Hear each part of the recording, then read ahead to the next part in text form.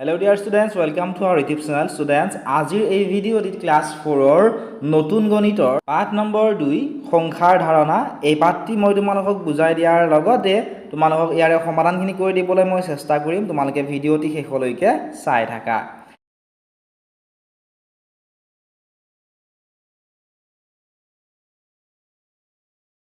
Next কি দিছে চোৱাচোন, আমাক নেক্সট দিছে কি দিছে সমস্যা সমাধান কৰা। এইকেইটা আমাক সমাধান কৰিবলৈ দিছে। কি দিছিলে চোৱা, প্ৰশ্নটো তোমালোকে মনোযোগ দি চাবা, তেতিয়াহে বুজি পাবা। নহ'লে তোমালোকে বহুতে কোৱা যে আমি বুজি পোৱা নাই। বুজি কেনেকৈ পাবা তোমালোকে যদি গুৰুত্ব সহকাৰে ভিডিঅ'বিলাক নচোৱা। এতিয়া চোৱা, উৰুকাৰ ভোজৰ পিছত ৰৌ মাছ বাকী থাকিলে ৬৬টা আৰু ভকুৱা মাছ বাকী থাকিলে ৩১টা। ভোজৰ পিছত ৰৌ আৰু ভকুৱা মাছ মিলাই মুঠ কিমানটা মাছ বাকী থাকে। অৰ্থাৎ কি কৰিছিল, সেই গাঁওখনৰ ৰাইজে মাছ ধৰিছিলে বিলত, হয়নে? বিলত মাছ ধৰাৰ পিছত কি কৰিছিল, কিছু মাছ বিক্ৰী কৰিছিল আৰু কিছু মাছ তেওঁলোকে কি কৰিছিল, কিছু মাছ তেওঁলোকে উৰুকাৰ নিশা খাবৰ কাৰণে ৰাখিছিল। গতিকে উৰুকাৰ নিশাৰ সকলোৱে খোৱাৰ পিছতো কিমানটা মাছ ৰৈ গ'ল, ৰৌ মাছ বাকী ৰ'ল কিমানটা, ৬৬টা, হয়নে? আৰু ভকুৱা মাছ কিমানটা ৰৈ গ'ল চোৱা, ইয়াতে দি থোৱা আছে, কিমানটা ৰৈছিল, ৩১টা, হয়নে? গতিকে ৩১টো আমি লিখি ল'লোঁ। আমাক সুধিছে কি, যে ভোজৰ পিছত ৰৌ আৰু ভকুৱা মাছ মিলাই মুঠ সুধিছে নহয়। মই আগতেও ক'লোঁ, যদি মুঠ বুলি সোধে তেতিয়া আমি সদায় কি কৰিম, যোগ কৰি দিম, হয়নে? ইয়াতে কি কৰিম, যোগ কৰিম। এতিয়া চোৱা, ৬ কিমান হ'ব, ৭, ৬ 3 কিমান হ'ব, ৯। অৰ্থাৎ ভোজৰ পিছত ৰৌ আৰু ভকুৱা মাছ মিলাই মুঠ মাছ ৯৭টা থাকিল। এটা তোমালোকক যদি লাইন বাই লাইন লিখি দিব লাগে তোমালোকে কমেণ্ট কৰিবা। ইয়াত যিহেতু আমাক খালী ঠাই দিছে, মই ইয়াতে তোমালোকক কৰি দেখুৱাম। তোমালোকে কাঠ পেঞ্চিলৰ সহায়ত কিতাপখনতো লিখি ল'ব পাৰিবা।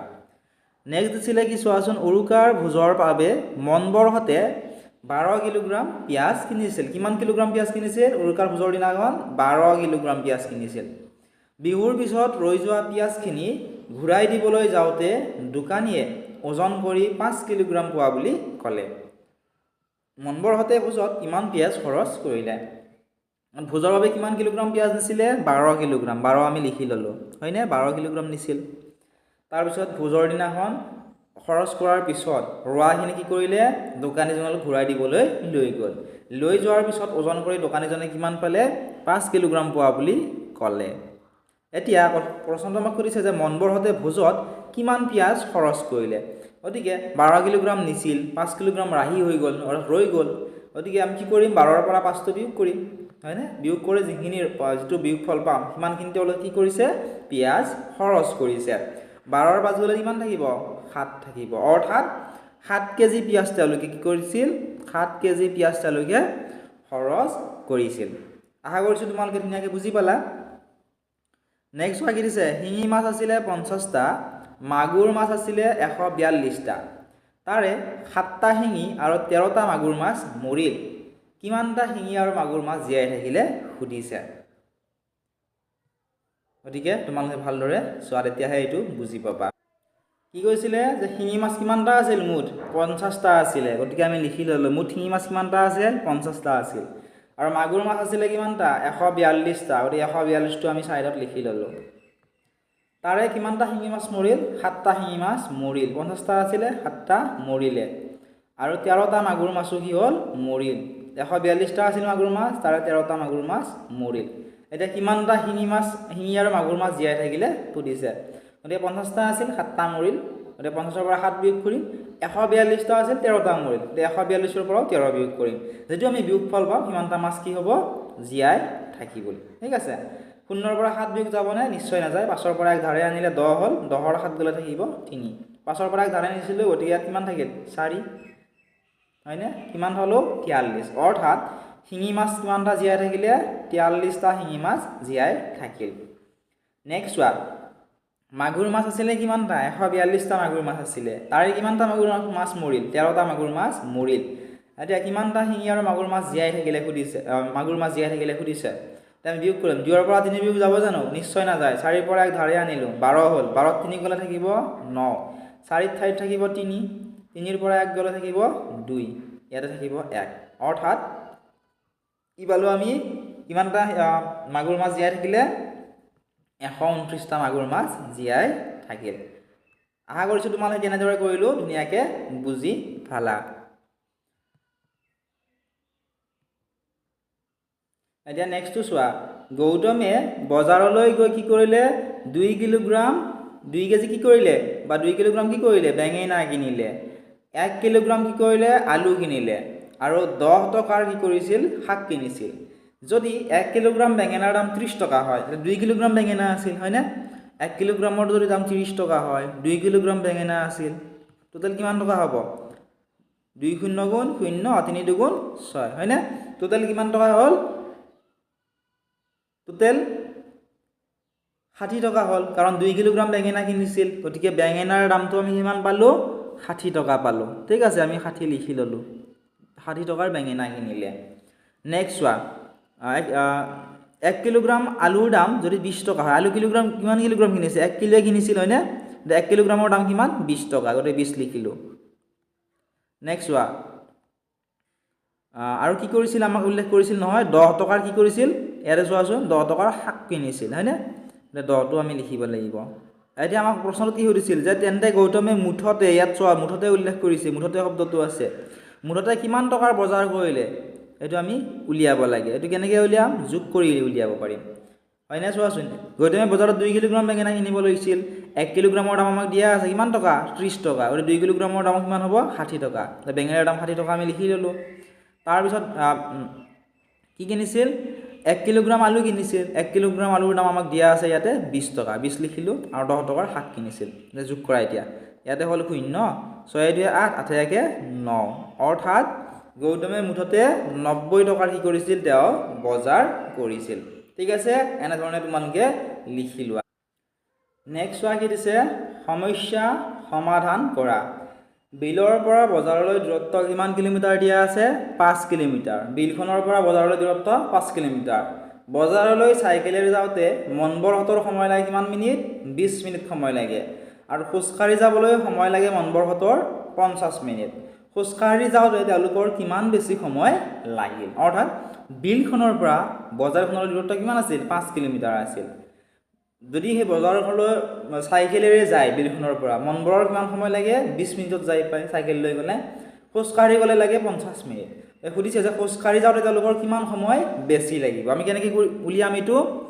আমি যিহেতু খোজকাঢ়ি যাওঁতে 50 মিনিট লাগে হয়নে? আৰু চাইকেলেৰে যাওঁতে 20 মিনিট লাগে। গতিকে খোজকাঢ়ি যাওঁতে কিমান সময় বেছি লাগে উলিয়াবৰ কাৰণে কি কৰিম?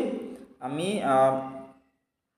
50ৰ পৰা 20টো বিয়োগ কৰি দিম। ইয়াতে 0ৰ পৰা 0 বিয়োগ কৰিলে 0 হ'ব।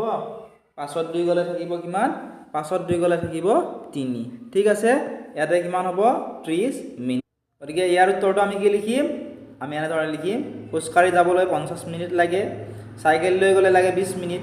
গতিকে খোজকাঢ়ি গ'লে কিমান বেছি সময় লাগিব? 30 মিনিট বেছি সময় লাগিব হয়নে? ইয়াৰ মিনিটটো লিখা আছে নহয়, এনেধৰণে তোমালোকে লিখিব লাগিব। নেক্সট দিছে চোৱা, আইতাকৰ বয়স 78 বছৰ, ককাকৰ বয়স 89 বছৰ। ককাক আইতাকতকৈ কেইবছৰে ডাঙৰ?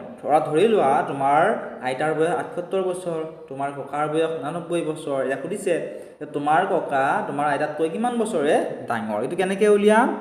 ককাৰ বয়সটো কিমান আছিল?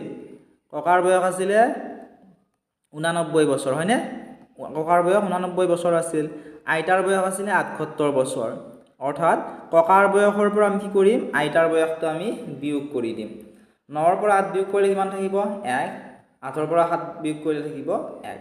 অৰ্থাৎ ককাতকৈ আইতা বা আইতাতকৈ ককা কিমান বছৰে ডাঙৰ? 11 বছৰে ডাঙৰ। গতিকে আমি লিখিলোঁ ককাৰ বয়স আছিলে 89 বছৰ, আইতাৰ বয়স আছিলে 78 বছৰ হয়নে? আইতা ককাক আইতাকতকৈ কিমান বছৰে ডাঙৰ হ'ব? বিয়োগ কৰিলে 11 বছৰে ডাঙৰ হ'ব। ঠিক আছে, এইটোৱে হ'ব ইয়াৰে উত্তৰ। নেক্সট চোৱা কি দিছে? মৰিয়মৰ দোকানত 500টা দিয়াচলাইৰ বাঁহ আছে, তাই তাৰে 422টা দিয়াচলাই বেচিলে।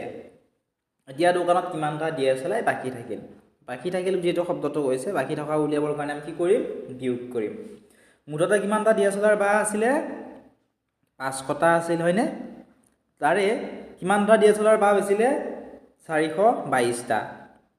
গতিকে 500ৰ পৰা 422টা আমি বিয়োগ কৰি দিম বেচাখিনি হয়নে যেতিয়া আমি বিয়োগ কৰিম যেটো আমি বিয়োগফল পাম কিমানটা কি আছিলে কিমানটা কি থাকিব DSLR বা দোকানত থাকিব শূন্যৰ পৰা বিয়োগ যাবনে নিশ্চয় নাযায় এই শূন্যটোৰ পৰা ধাৰ নিব নোৱাৰো 5ৰ পৰা ধাৰ আনিলে 10 হল 10ত 2 গলে থাকিব কিমান 8 ইয়াতে একো নাই হয়নে গতিকে 9 থাকিব 9ত 2 গলে থাকিব 7 অৰ্থাৎ কিমানটা DSLR বা বাকি থাকিল কাৰণ ইয়াৰ 5ৰ পৰা ধাৰ আনিছিল গতিকে 4 থাকিল 4 4 গলে 0 এফালে শূন্যৰ কোনো ভ্যালু নাই অৰ্থাৎ 78টা DSLR বাকি থাকিল সেই মৰিয়মৰ দোকানত বাকি থাকিল নেক্সট ওয়া মধুপুৰ গাঁৱলৈ থিয়েটাৰ চাবলৈ ওচৰ পাজৰৰ গাঁৱৰ পৰা মুঠতে 305 জন মানুহ আহিছিল চকী আছিল 314খন আটাইবোৰ মানুহ বহাৰ পিছত কিমানখন আসন খালি থাকিব আমাক উলিয়াবলৈ দিছে গতিকে মুঠ চকী কিমান আছিল 314খন আছিল কিমানজন মানুহ বহিছিল 305 জন মানুহ বহিছিল তে কিমানখন আসন খালি থাকিব আমাক খুদিছে হয়নে মানে মুঠ চকীৰ পৰা যিমানজন মানুহ আহিছিল সেই সিমানজন মানুহ আমি বিয়োগ কৰি দিম 314খন চকী আছিল মানুহ আহিছিল 305 জন এটা আমি বিয়োগ কৰোৱা হাচোন বিয়োগ কৰি যেটো বিয়োগফল পাম সেয়াই হ'ব ইয়াৰে উত্তৰ 4 পৰা 5 বিয়োগ যাবলে নিশ্চয় নাযায় একটো ধাৰে আনিম 14 হল 14ৰ 5 গলে থাকিব কিমান থাকিব 9 এই একটো ধাৰ নিছিল 0 থাকিল 0ৰ পৰা 0 গলে কিমান থাকিব 0ৰ পৰা 0 গলে কিমান থাকিব 0 থাকিব 3 3 গলে থাকিব 0 অৰ্থাৎ কিমানখন চকী বাকি থাকিল বা খালি থাকিল 9খন চকী খালি থাকিল ইয়াৰ উত্তৰটো হ'ব 9 নেক্সট ওয়া কি কৈছে কণিকাহঁতৰ কুকুৰাৰ ফাৰ্মত 615 জনী বগা কুকুৰা আৰু 322 জনী মুগা বৰণৰ কুকুৰা আছে ফাৰ্মখনত মুঠতে কিমান জনী কুকুৰা আছে সুধিছে বগা কুকুৰা কিমান জনী আছিল 615 জনী বগা কুকুৰা আছিল আৰু মুগা বৰণৰ কুকুৰা আছিল 322 জনী মুঠ যেটো সুধিছে গোটেইখিনি আমি যোগ কৰি দিম যোগ কৰি যেটো যোগফল পাম সেইটোৱে হ'ব মুঠ কুকুৰাৰ সংখ্যা 615 লগত 322 যোগ কৰাছোন 615 যোগ 322 যোগ কৰি দিয়া 5 2 7 2 1 3 6 3 9 কিমান হল মুঠতে কিমান জনী কুকুৰা আছে 937 জনী কুকুৰা আছে ঠিক আছে এইটোৱে হ'ব ইয়াৰে নেক্সট প্ৰশ্নটো আছিল যে এখন বাগিচাত 466 জোপা বৃক্ষ আৰু 312 জোপা গুল্ম জাতীয় গছ আছে বাগিচাখনত মুঠতে কিমান জোপা গছ আছে বাগিচাখনত বৃক্ষ কিমান আছে 466 জোপা বৃক্ষ আছে আৰু 312 জোপা গুল্ম জাতীয় গছ আছে মুঠতে খুদিছে নহয় যদি মুঠতে হদাম কি কৰিম গোটেইখিনি যোগ কৰিম 466 জোপা কি আছিল বৃক্ষ আছিল হয়নে 312 জোপা কি আছিল গুল্ম জাতীয় গছ আছিল 312 জোপা এতিয়া এইখিনি আমি যোগ কৰিব লাগিব ঠিক আছে 6 2 হ'ব 8 6 1 হ'ব 7 4 3 হ'ব 7 হয়নে 6 2 8 6 1 7 4 3 7 মুঠতে 778 জোপা গছ আছে নেক্সট ওয়া কণ্টিদাইটিৰ পামত 629 জনী গাই গৰু আৰু 233টা বলদ গৰু আছে পামত মুঠতে কিমান গৰু আছে সুধিছে ইয়াত মুঠতে শব্দটো আছে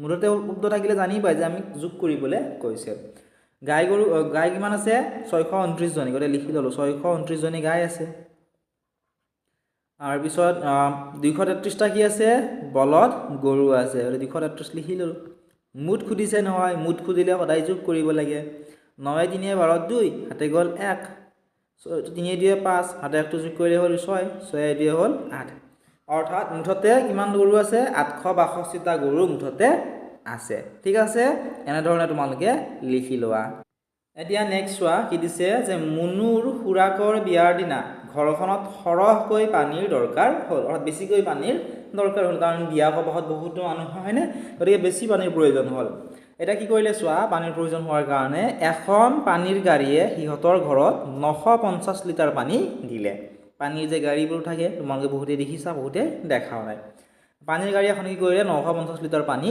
দিলে পানীৰ যিখন গাড়ী আছিল তাত পানী আছিল 1000 লিটাৰ তে গাড়ীখনত কিমান পানী বাকি থাকিল আমাক সুধিছে এটা কিমান পানী বাকি থাকিল সুধিছে নহয় টোটাল পানী কিমান আছিল 1000 লিটাৰ পানী আছিল গতি 1000 আমি লিখি ললো টোটাল পানী আছিল 1000 লিটাৰ হয়নে সিহঁতৰ ঘৰত কিমান পানী দিলে গাড়ীখনে 950 লিটাৰ পানী দিলে গতিকে তলে তলে লিখিবা 950 লিটাৰ পানী দিলে গাড়ীখনত কিমান পানী বাকী থাকিলে সুধিছে নহয় বাকী থাকিও সুধিলে সদায় আমি বিয়োগ কৰিব লাগিব ঠিক আছে আমি বিয়োগ কৰোঁ 0 ৰ পৰা 0 গলে থাকিব 0 0 ৰ পৰা 5 গলে 0 ৰ পৰা 5 যাব জানো নিশ্চয় নাযায় ধাৰে আনিব লাগিব ইয়াতো 0 আছে এই একটো ধাৰে আনিলো ধাৰে আনিলে ইয়াতে কিমান হ'ল 10 হ'ল 10 ৰ 5 গলে কিমান থাকিব 5 থাকিব ইয়াতে থাকিলে 9 9 গলে থাকিব 0 একটো ধাৰে নিছিলে গতিকে ইয়াতে 0 হ'ব অৰ্থাৎ কিমান লিটাৰ বাকি থাকিলে 50 লিটাৰ পানী বাকি থাকিল গাড়ীখনত ঠিক আছে ইয়াৰ শুদ্ধ উত্তৰ হ'ব 50 লিটাৰ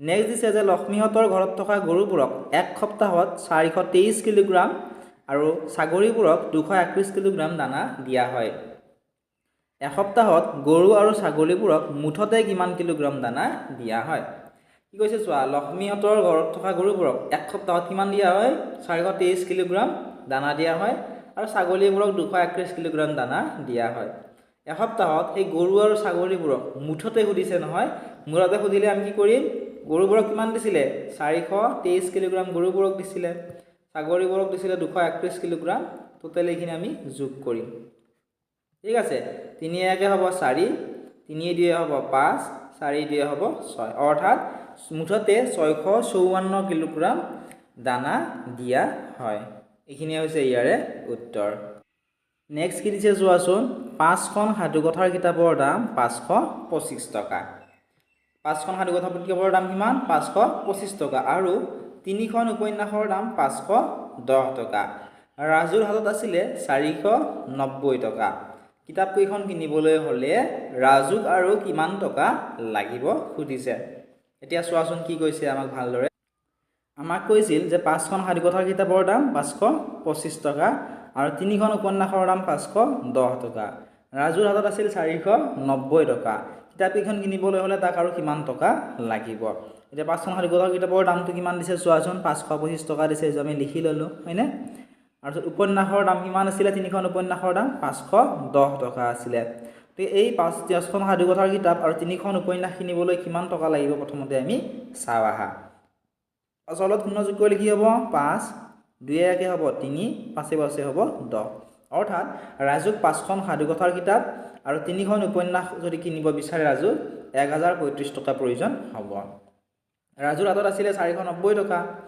গতিকে ৰাজুক আৰু কিমান টকা প্ৰয়োজন হ'ব উলিয়াবলৈ কৈছে নহয় গতে মুঠ টকা কিমান প্ৰয়োজন হ'ব 1035 টকা ৰাজুৰ হাতত আছিল মাত্ৰ 490 টকা গতিকে ৰাজুক আৰু কিমান টকা লাগিব কেনেকৈ উলিয়াম যিমানখিনি পইচাৰ প্ৰয়োজন হ'ব 1035 টকাৰ প্ৰয়োজন হ'ব এই 1035 টকাৰ পৰাই ৰাজুৰ হাতত থকা পইচাটো আমি বিয়োগ কৰি দিম এতিয়া চোৱা 5 ৰ পৰা 0 গলে কিমান থাকিব 5 3 ৰ পৰা 9 বিয়োগ যাবনে নিশ্চয় নাযায় একটো ধাৰে আনিম আৰু আনিলে কিমান হ'ব 13 13 9 গলে থাকিব 4 এতিয়া চোৱা ইয়াতে কিমান থাকিল 9 9 4 গলে কিমান থাকিব 5 থাকিব হয়নে কিমান হ'ল 545 অৰ্থাৎ ৰাজুক প্ৰয়োজন হৈছিল টোটাল পইচা 525 ৰ লগত 500 টকা আমি যোগ কৰিলো যোগ কৰি পালো 1035 টকা অৰ্থাৎ এইখিনি ৰাজুক প্ৰয়োজন হ'ব এই কিতাপখিনি কিনিবৰ কাৰণে ৰাজুৰ হাতত আছিল মাত্ৰ 490 টকা গতিকে সেই ৰাজুৰ হাতত থকা পইচাটো মুঠ পইচা যিমানখিনি প্ৰয়োজন হ'ব তাৰ পৰা বিয়োগ কৰি দিলো বিয়োগ কৰি আমি কিমান পালো 545 টকা পালো অৰ্থাৎ ৰাজুক আৰু 545 টকা লাগিব সেই কিতাপখিনি কিনিবৰ বাবে নেক্সট কি দিছে যে দুখন গাঁৱত ক্ৰমে 494 জন আৰু 347 জন মানুহ আছে কি আছে দুখন গাঁৱত ক্ৰমে 494 জন আৰু 347 জন মানুহ আছে তাৰে 97 জন মানুহ চাকৰি কৰিবলৈ গাঁৱৰ পৰা চহৰলৈ গ'ল গাঁও দুখনত মুঠতে কিমানজন মানুহ থাকিল কি আছিল চোৱা দুখন গাঁৱত ক্ৰমে 494 আৰু 347 জন মানুহ আছিল গাঁও দুখনত মুঠ মানুহ কিমান আছিল আমি প্ৰথমতে উলিয়াব লাগিব এখন গাঁৱত কিমান আছিল 494 জন আৰু আনখন গাঁৱত আছিল 347 জন এতিয়া মুঠ মানুহ কিমান আছে কেনেকৈ উলিয়াম যোগ কৰিম 7 4 11 1 হাতে গ'ল 1 9 4 13 13 লগত হাতে থকা একটো যোগ কৰিলে হ'ব 14 14 4 হাতে গ'ল 1 4 3 7 হাতে থকা একটো যোগ কৰিলে হ'ব 8 হয়নে 7 4 11 1 হাতে গ'ল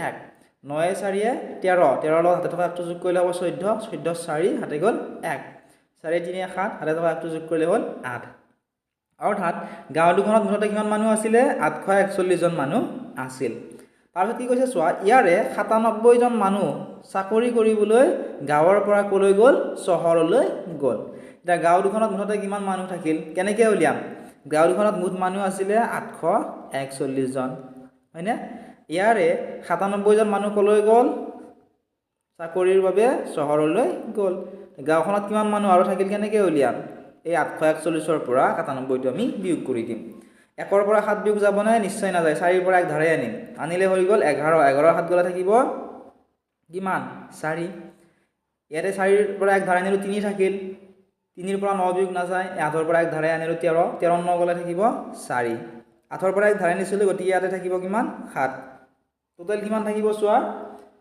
টোটাল আমাৰ থাকিব 744 জন ঠিক আছে এইটোৱে হ'ব ইয়াৰে উত্তৰ 744 জন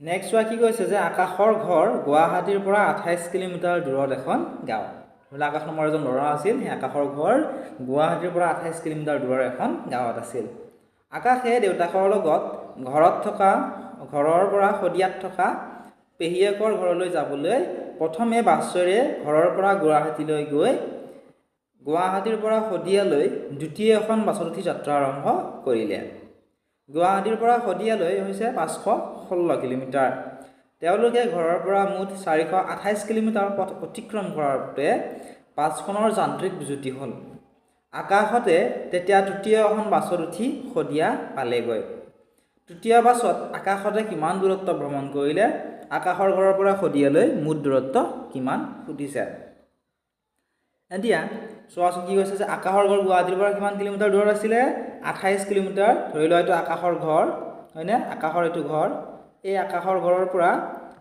গুৱাহাটী ধৰি লোৱা এইখিনি গুৱাহাটীলৈ কিমান দূৰত্ব আছিলে 28 কিলোমিটাৰ আছিল হয়নে আকৌ আকাশী কৰিছিল দেউতাকৰ লগত ঘৰৰ পৰা শদিয়াত থকা পেহীয়েকৰ ঘৰলৈ যাবলৈ প্ৰথমে বাছেৰে ঘৰৰ পৰা গুৱাহাটীলৈ গৈ ঘৰৰ পৰা গুৱাহাটীলৈ এইটো ঘৰ আকাশৰ ঘৰ হয়নে এই মানে হৈছে আকাশ আৰু যি মানে হৈছে গুৱাহাটী ঘৰৰ পৰা গুৱাহাটীলৈ কিহেৰে গ'ল বাছেৰে গ'ল তাৰ পিছত গুৱাহাটীৰ পৰা শদিয়ালৈ দ্বিতীয় এখন ফাৰ্ষ্ট বাছ হয়নে প্ৰথমখন বাছত গ'ল ঘৰৰ পৰা গুৱাহাটীলৈ গুৱাহাটীৰ পৰা আকৌ ধৰা শদিয়ালৈ এনেকৈ গৈ আছিল ঠিক আছে শদিয়া মই তালব্য আখৰে লিখি দিছোঁ শদিয়ালৈ কিমান দূৰত্ব গুৱাহাটীৰ পৰা শদিয়ালৈ তোমালোকে চোৱাচোন কিমান দিয়া আছে 516 কিলোমিটাৰ এই গুৱাহাটীৰ পৰা অৰ্থাৎ ইয়াৰ পৰা ইয়ালৈ কিমান দূৰত্ব 516